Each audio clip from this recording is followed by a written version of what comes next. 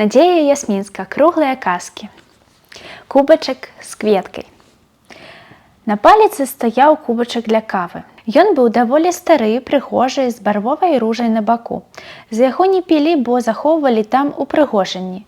Ланцужок, завушніцы, пярсцёнкі. Але аднойчы побач з'явіўся куфэрак, і кубачак стаў непатрэбны. Гаспадыня аддала яго знаёмай дзяўчынцы для гульні.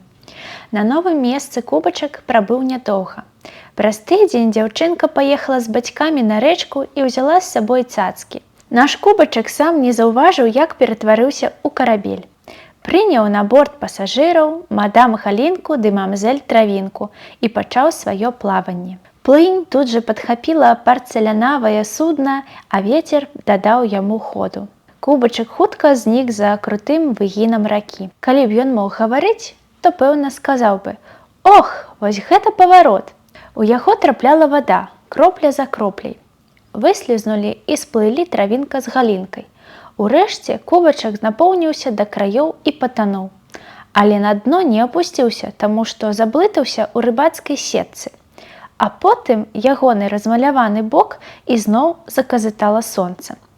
«Вось дык маеш!» – прагучаў незнаёмы голас. «Якая добрая ў мяне здабыча! Хоць не бот дзіравы, і за тое дзякуй!» Кубачак апынуўся ў руках рыбака. «І навошта ты мне? А, ведаю, занясу цябе жонцы, бо яна ўсё бурчыць, што я не пешчу яе гасцінцамі». Рыбакова жонка, аднак, такога дарунка не ацаніла. Яна марыла пра парфуму ці каралі, а не пра нейкі стары кубачак. Але ўсё ж сказала: «Добра, у гаспадарцы спатрэбіцца. Суседка прасіла даць ёй трошкі мёду, вось і занясу ў тваёй здабычы. Хоць шкада не будзе, а то гэтая скнара ніколі не вяртае мой посуд». Увечары кубачак перайшоў ад рыбаковай жонкі да жонкі кухара. У самога кухара балела горла, і ён мусіў час ад часу выпіваць лыжачку мёду. Наступным днём кухар пайшоў на працу. Ён паленаваўся перакласці мёд у слоік, таму проста накрыў кубачак і ўзяў з сабою. Калі прыйшоў у рэстаран, то заўважыў, што афіцыянты чамусьці хвалююцца. «У нас сёння абедае вельмі шляхотная пані», – паведамілі яны. «Нам нельга асарамаціцца». На кухні ўзнялася мітусня. Для ганаровай госці гатавалі найлепшыя стравы. І вось яна завітала. Прыгожая дама з сівымі валасамі і летуценнымі блакітнымі вачыма. Ёй падалі абед. Потым пані папрасіла каву з малаком.